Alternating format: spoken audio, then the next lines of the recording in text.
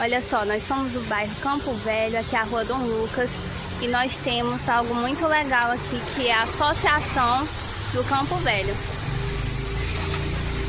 onde a comunidade tem acesso liberado para fazer seus eventos pessoais, para juntar os amigos e fazer movimentos aqui, ações.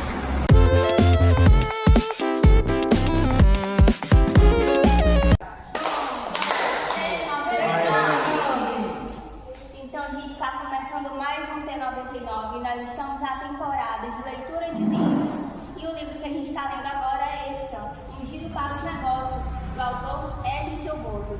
No vídeo passado ali a introdução, e hoje a gente vai ler o capítulo 1. Vamos lá, a página.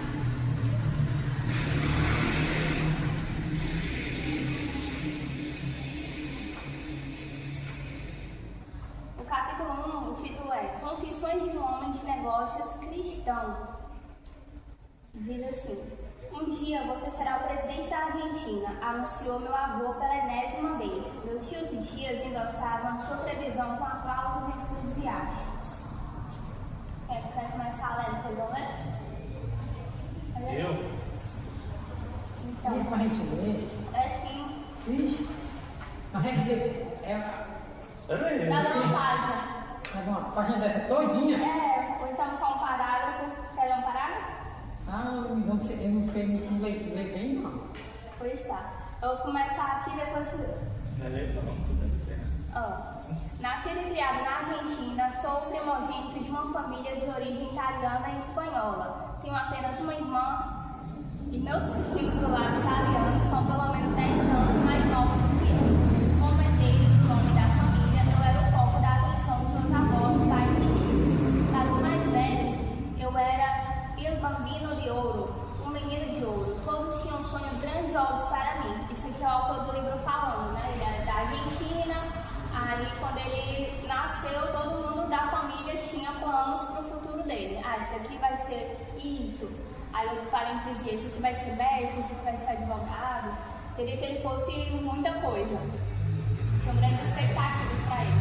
Aí alguns parentes, influenciados pelas ideias do meu avô, diziam-me repetidamente que eu havia sido destinado a ser o líder da Argentina. Eles recordavam que no momento do meu nascimento o médico declarara: eis o futuro presidente deste país. Meu pai era político, então parecia natural eu seguir os seus passos. Eu estava acostumado a vê-lo dirigir-se às multidões e incitá-los com sua voz contundente, quando falava apaixonadamente sobre questões sociais.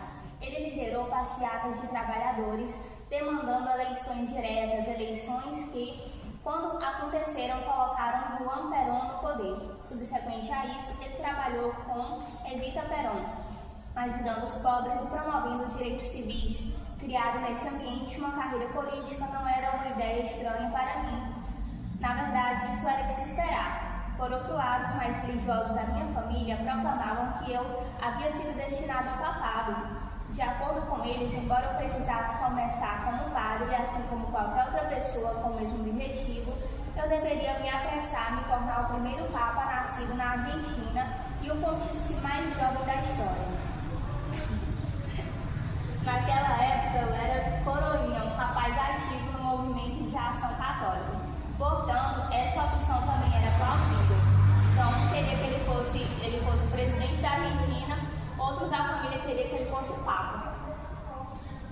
Não era pouca coisa que queriam que ele fosse. Aí outros familiares insistiam que eu deveria seguir uma carreira empresarial. Alguns acrescentavam com um risinho: quando você ficar muito rico, poderá cuidar de todos nós. Eu me dava bem na escola, tinha um talento natural para lidar com números. Também era muito bom na troca de figurinhas, o que resultou em uma enorme coleção. No mundo de uma criança, isso era sinônimo de riqueza e sucesso. Ao me verem negociando figurinhas, alguns dos meus parentes predisseram que eu certamente seria um empresário influente e bem-sucedido. Eu vou ler até aqui esse primeiro tópico.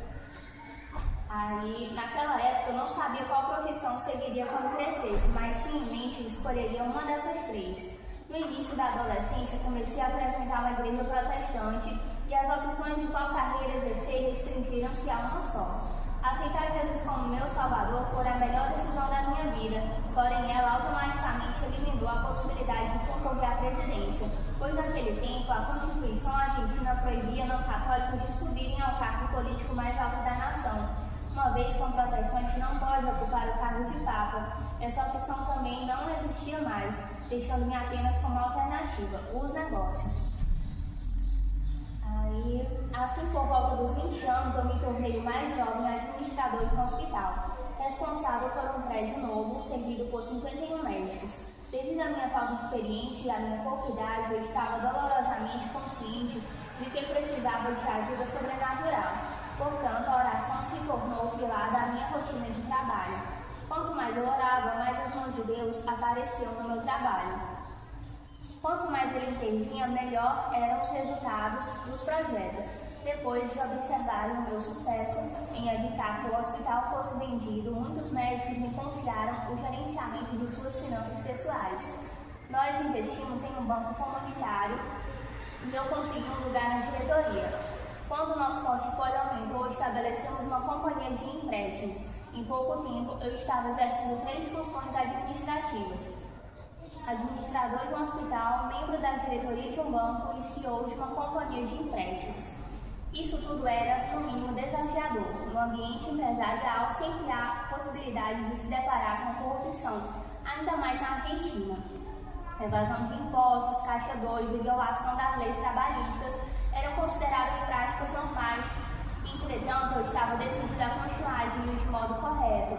Inicialmente, meus chefes relutaram, pois temiam a perda de uma possível vantagem competitiva que teríamos se participássemos do esquema de evasão de impostos e do uso de atalhos questionáveis.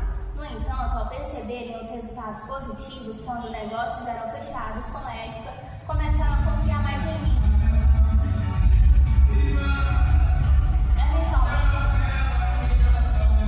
Eles me deram total liberdade para agir como eu bem entendesse, contanto que ganhássemos dinheiro. Eles não se importavam com os meus padrões incomuns. Vou ligar o padrão.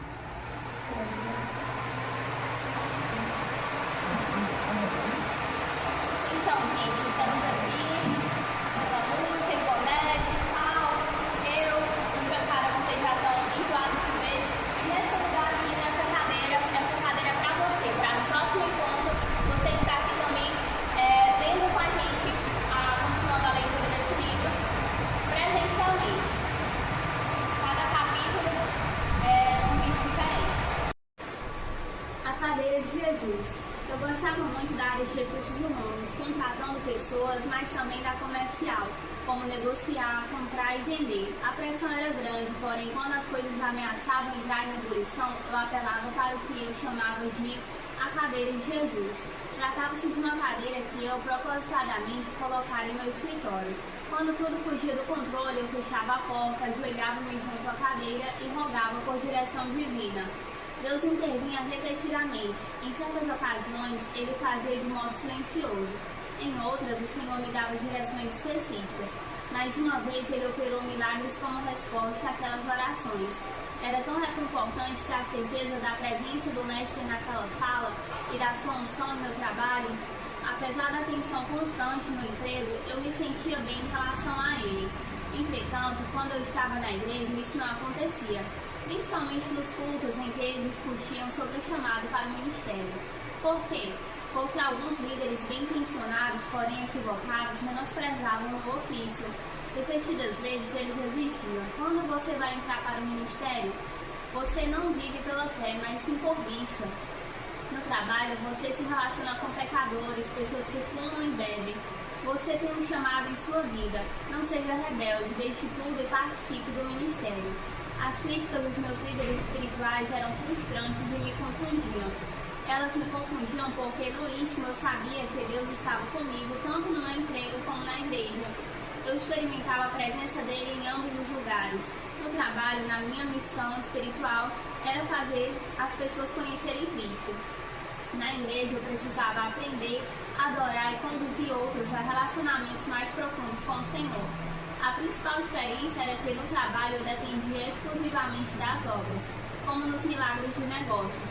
Isso significa dizer que, para eu cumprir a missão dada por Deus, a direção e a intervenção dele eram essenciais.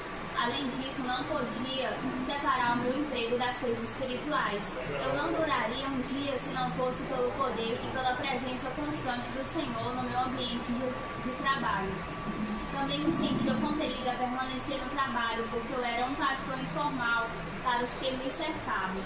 Muitas vezes eu me vi orando com meus colegas de trabalho em salas repletas de fumaça de cigarro ou ministrando aos membros de suas famílias em festas, alguns dos quais aceitaram Jesus como Salvador. Esses casos são exemplos de milagres, considerando que a grande maioria das pessoas era católica, convicta e fazia parte de uma classe social muito superior à dos membros da minha igreja. Como toda essa demonstração do agir de Deus no meu emprego podia ser considerada algo tão ruim, eu me perguntava. Era frustrante porque eu respeitava os meus líderes. Aos meus olhos, não seguir a liderança deles era equivalente a um ato de rebeldia. Eu ficava perplexo, pois quando precisavam de ajuda em questões políticas, financeiras ou de pessoal, eles não hesitavam em buscar a minha assistência. Se eu estava tão contaminado pelas coisas mundanas, por que o meu dinheiro e os meus serviços eram solicitados com tanta frequência? Então, o autor está querendo dizer que ele era usado por Deus no ambiente que ele estava, no ambiente secular, empresarial. E ali, com as pessoas com quem ele convivia, ele era usado por Deus para abençoar, para aconselhar, para até ajudar financeiramente pessoas de dentro e de fora da igreja. Mas ele se sentia angustiado e mal compreendido pelos líderes religiosos, pelos seus pastores, que achavam que ele tinha que abandonar seu emprego comum, secular, e ficar só fazendo orações, só sendo pastor, só dentro da igreja. Só que o autor do livro está querendo dizer que nem sempre essa é a vontade de Deus para a vida de todo mundo. Por exemplo, ele sentia que Deus queria que ele fosse realmente um empresário e não um pastor.